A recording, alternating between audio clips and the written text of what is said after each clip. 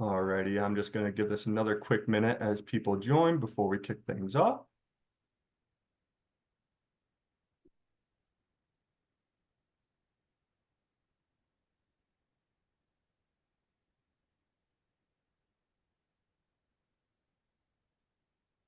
Awesome. Hello, everyone. Thank you all for joining us for today's Benefits Buzz, Taking a Break with FSH. Before we kick off today's session, I would like to note that we will be recording the session and we'll share the recording in a follow-up email that will go out next week. That being said, I am pleased to introduce today's presenter, Senior Director of Mental Health at First Stop Health, Coley Williams. Coley, would you like to take a moment to introduce yourself? Absolutely. Thank you, Joe. Hi, everyone. Thanks for joining. I'm Coley Williams. I'm a licensed marriage and family therapist by trade and the Senior Director of Mental Health here at First Stop Health.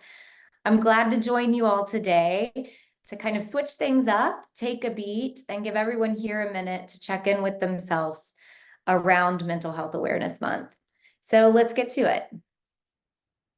Today, we're going to talk about 3 practices. We're going to talk about them pretty quickly, but I'm going to invite you to join me in an exercise at the end that can only be helpful to you. We're going to take a minute to talk about practicing presence, real deal self-care, and slowing down. But let's start by talking about what is mental health. There's so much buzz about mental health right now. You might have recently seen even Elmo went viral by simply asking the question, how is everyone doing? Right? So we think so much about health as our physical health, but the truth is that there is no physical health without mental health. And the other piece is we all have a mental. So I want us to start by talking about practicing presence, right? And so to talk about presence, sometimes we think about, oh my gosh, do I have to adopt an entire meditation practice, a mindfulness practice? Does this mean I have to get my on? And for some people, that's a great thing to do. There's tons of research around how helpful practicing presence and mindfulness is for our whole health. But I want you to remember that you don't have to have a dedicated practice that takes, time to build and become habitual to take advantage of taking a beat and practicing presence. So to set this up, I want us to think of a spectrum of mental health. Everything is on a spectrum. We really get ourselves into trouble when we think about things in black and white terms, right? We want to think about the spectrum of mental functioning and mental fitness or mental health as being from functional to dysfunctional. How can I keep my compass pointed towards a North Star of functional behavior? And so one way to really frame practicing presence is to think about when I'm introduced a stressor, which could be everything from forgetting my water bottle on the way to my workout class, to trying to redirect or parent a toddler, to being in a high stress deadline at work. How can I point my compass towards responding versus reacting? So let me break that down for a second. I think I was maybe in my mid-30s before I realized, I heard this on a podcast one day, that we would be foolish to believe all of our thoughts. And that felt really groundbreaking to me. What do you mean? And if you think about it for just a few minutes, you'll recognize, no, it's true. I would be foolish to believe everything I thought. If I believed everything I thought, I would be constantly reacting, which would mean I have very little control over the direction that my life is headed, right? And we really do want to be in the driver's seats of our own life. We can't control everything, but we can be in charge of a lot. So I gave you the example earlier of forgetting a water bottle at a gym class on the way to gym class, right? If I'm driving to my early morning gym class and I realize, oh, my water bottle, forgot it. It would be so easy for me to react and say, well, I'm just not going to do it today. Got to go home, right? Or I could take a beat and respond and think, all right, I could stop for water. I could ask for water. This does not have to derail my morning because there's this one inconvenience. So that's a really low stakes example, but it is one that can derail our day if we react. So you might think of talking to yourself as something that kids do or something that's sort of weird, But when it comes to practicing responding instead of reacting, I want to encourage you to consider talking to yourself.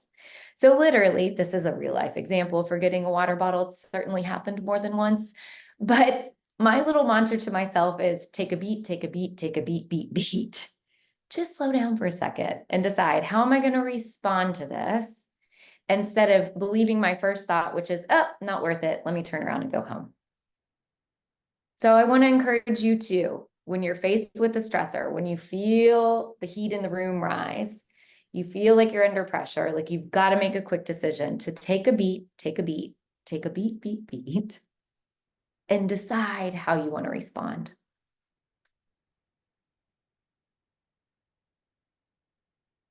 The next thing I want us to think about is self-care. Again, such a buzzword, self-care. You will see flyers for discounts for nail salons posing as self-care. You will see supplements posing as self-care. There's so much buzz around this idea of how do we really care well for ourselves. And what I want you to think about is that there's really, sorry, I got ahead of myself. There's a difference to treating yourself and nurturing yourself.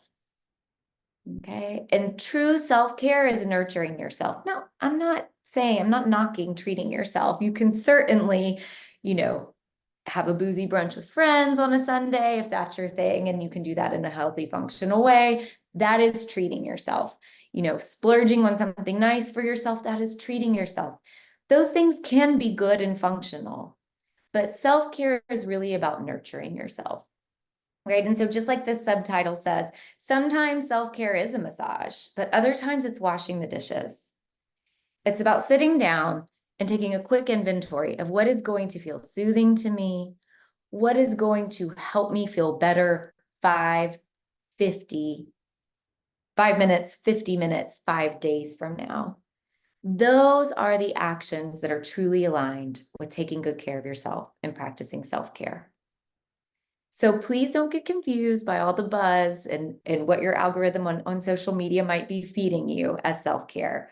The true barometer that you have the power to engage is this treating myself or is this truly nurturing myself?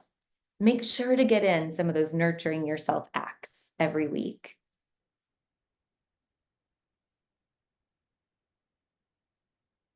And the last piece that we're going to talk about today is slowing down. You'll notice I'm slowing down as I'm talking about this. It would be really easy to plow through these short slide deck, but I don't think that would be of service to us. That's how we do most of our lives. We're moving to the next thing. Oftentimes we're in autopilot, not even thinking about, but just reacting like we talked about at the beginning. When the truth is, we have the capacity to slow down all the time. And the research really shows us that oftentimes taking that beat, slowing down, in the long run helps us to speed up and be more productive. So one thing I want you to consider is that one of the most powerful stress management tools, one of the most powerful tools that you have to strengthen your mental fitness, to really align yourself with function and be truly mentally healthy, it's with you all the time. It's your breath. Right? One of my friends actually just had a baby this morning, quite prematurely. Mama and baby are doing very, very well, right? But this baby's so little, she hasn't developed the reflex yet to breathe on her own, right? We as adults don't have to think about breathing, but if we do, it can be very powerful in supporting our mental health. So what I'd like to introduce is a strategy called box breathing. Oh goodness, hold on. I'm having a slide difficulty. There we go. And you have the opportunity to practice this with me for the next 3 minutes. All you need again is your breath. You can do this really at any time. Now then, if you're driving, you might want to pull over. But again, taking 3 deep breaths, that's available to you always. And it is a sure way to help you respond instead of react. It is a sure way to act in a more functional manner. This particular exercise, box breathing, interestingly enough, has been used by the Navy SEALs for quite some time.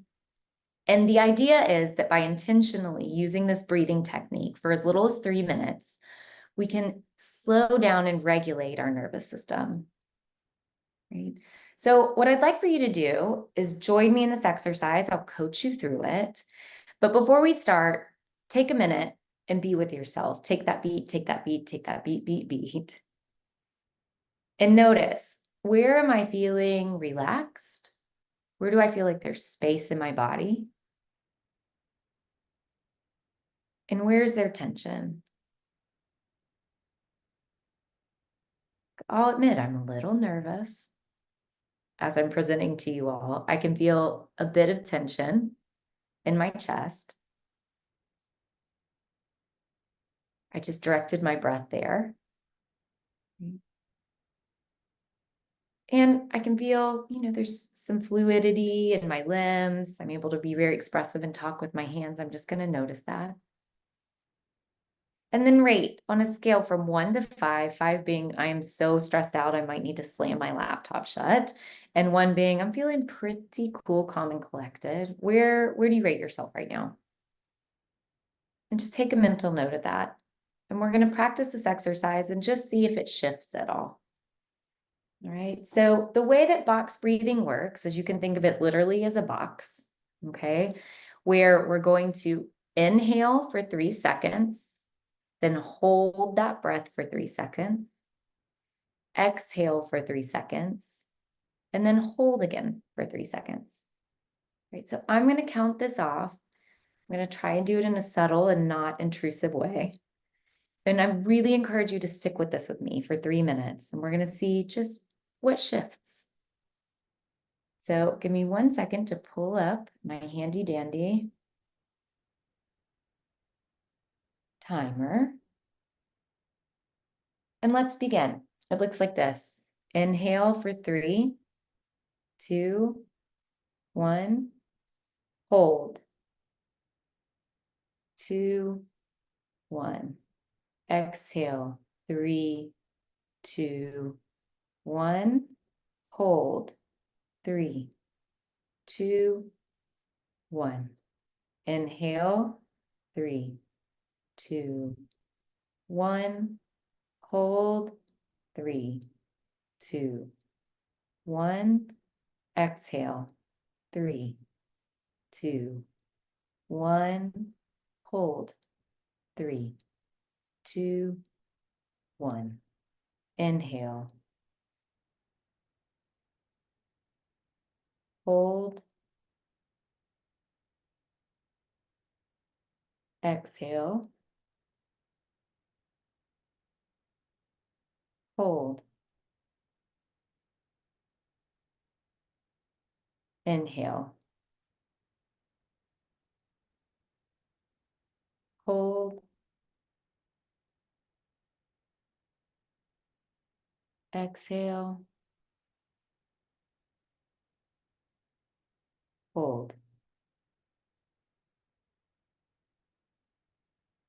Exhale. Hold. Inhale.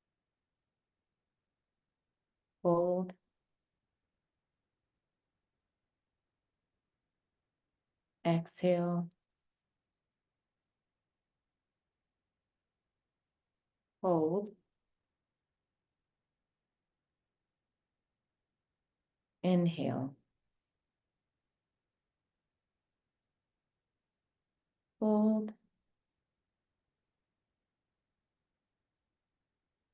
Hold.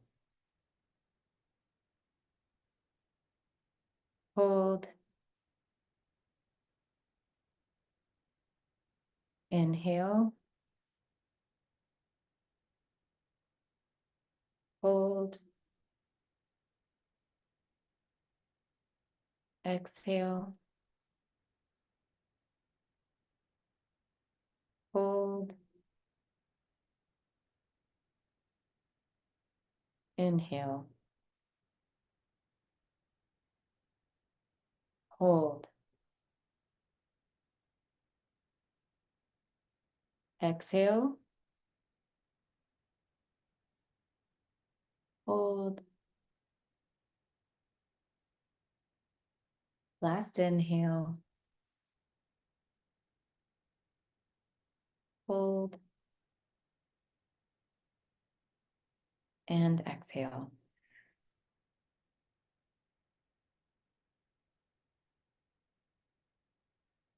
Now just find your breath gently without changing it or modifying it. And I want you to take a second and check in again. On that scale from 1 to 5, have you shifted the needle at all? Is there anywhere in your body where you're feeling more space, more settled, more cool, calm, and collected? I hope so. So the last thing I want to mention is that when it comes to mental health treatment, um, things like therapy and counseling, a lot of us are intimidated and have no idea what to expect. And what I want to encourage you about is that sometimes a therapy session is as simple as someone holding space, helping you notice where there's tension and where there's space, and helping you to invite more space and more calm into your body.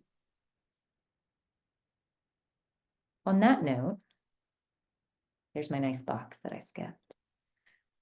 We're going to bring this session to a close. Thank you all for joining us today and taking time. And hopefully you're leaving feeling a bit better.